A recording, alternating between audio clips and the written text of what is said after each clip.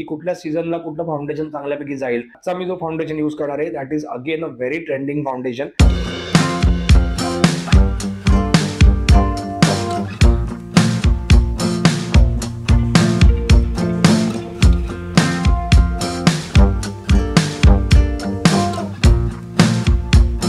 Hello guys, welcome back to my channel.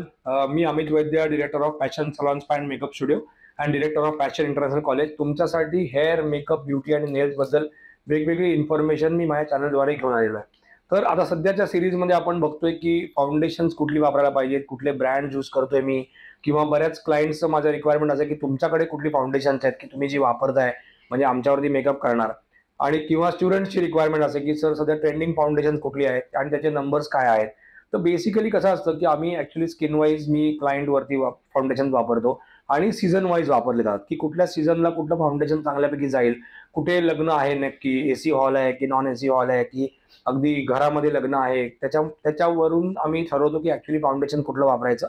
आणि plus सर्वात important गोष्ट याच्यामधली की म्हणजे क्लायंटचा स्किन कसं आहे, की स्किन खूप ऑइली आहे, स्किन खूप ड्राय आहे, स्किन खूप नॉर्मल आहे, तर त्याच्या क्लायमॅटिक कंडिशन्समुळे स्किन कसं झालेलं आहे, तर त्या हिशोबाने आम्ही फाउंडेशन सिलेक्ट करतो. त्याच्यामुळे होतं असं की आम्हाला सगळी फाउंडेशन्स ठेवायला लागतात ऍक्च्युली. तर आजचा मी जो फाउंडेशन यूज करणार आहे that is again a very trending foundation that is called as nurse.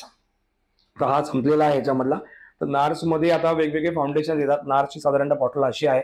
नार्समध्ये वेगवेगळे फाउंडेशन येतात according to the skin type, त्याचे कलर्स आहेत आणि त्याची नावं पण फार इंटरेस्टिंग आहेत. तर आता त्याची नावं जी आहेत तर ती मोठ्या सिटीजच्या नावावरून दिलेली आहेत. मी आता आपल्या इंडियन स्किन टोनला जो जनरल फाउंडेशन जातो that is called as Punjab. This is Punjab. तर पंजाब नावाचं फाउंडेशन आहे. तर त्याचा पण रिझल्ट इंडियन स्किन टोन्स वरती खूप चांगला जातो. Medium to fair skin tone वरती ऍक्च्युली पंजाब जातं. म्हणजे असं नाही म्हणणार की फक्त पंजाब इंडियन स्किन टोन वर जातं, पण इंडियातल्या एका मोठ्या सिटीचं नाव त्यांनी दिलेलं आहे, त्याच्यामुळे that is a very nice thing. नंतर मग अजून एक फाउंडेशन आहे that is called as Barcelona. Barcelona is like medium skin tone वर जातं किंवा थोडासा डस्की स्किन टोन असेल तर त्याच्यामुळे जातं. त्याच्यामुळे त्याच्यानंतर मग एक सिरॅकस म्हणून एक फाउंडेशन आहे that is for darker skin. Darker skin असेल तर सिरॅकस खूप छानपैकी जातं. तर त्याच्यानंतर मग that is called as Fiji. तर फिजी तर सगळ्यांना माहिती आहे, म्हणजे it is a very nice country, nice city. तर त्याच्यामुळे that is a very fair skin foundation, म्हणजे ज्यांचं खूप जास्ती फेअर स्किन आहे तर त्याला जातं. आता मी मागच्या माझ्या एपिसोड्समध्ये बोलल्याप्रमाणे मी परत तुम्हाला तर तेच सांगतोय की कुठल्याही ब्रँडचे एक 4 ते 5 फाउंडेशन जर तुम्ही ठेवलेत तर तुम्हाला मिक्स अँड मॅच करून हवा तो स्किन टोन आपण मिक्स करू शकतो. याच्यामध्ये एक फेअर स्किन टोन ठेवायचा आहे, एक मीडियम ठेवायचा आहे, एक मीडियम टू डार्क आणि एक एकदम डार्क, की जेणेकरून तुम्हाला 4 ते 5 तुम्ही जर फाउंडेशन ठेवलेत तर तुम्हाला मिक्सिंग करणं खूप इझी जातं आणि तुम्हाला रिझल्ट खूप चांगल्यापैकी मिळतो. आता Nars is also very nice foundation. तुम्हाला ब्लेंडिंग त्याचं खूप चांगलं आहे, पण थोडासा मॅटकडे जातो as compared to other foundations.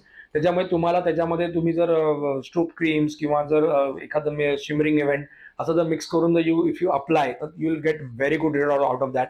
जर फुल कव्हरेज हवं असेल तर 1-2 वेळा जरी अप्लाय केलं तरी सुद्धा चालतं. एकदम फाईन फाउंडेशन आहे. Result is very nice. It is very dewy. Result खूप चांगला येतो याचा. जर प्रॉपर मिक्सिंग केलं आणि प्रॉपर जर यूज केलं तर रिझल्ट अप्रतिम येतो. कव्हरेज त्याचं खूप चांगलं आहे. तर त्याच्यामुळे तुम्हाला इझी मेकअपसाठी it is one of the best foundation you can say. आणि मुळात इंडियन स्किन टोनला खूप चांगलं जातं. सी, कारण असं आहे ना की प्रत्येक फाउंडेशन हे इंडियन स्किन टोनला जातं असं नाही.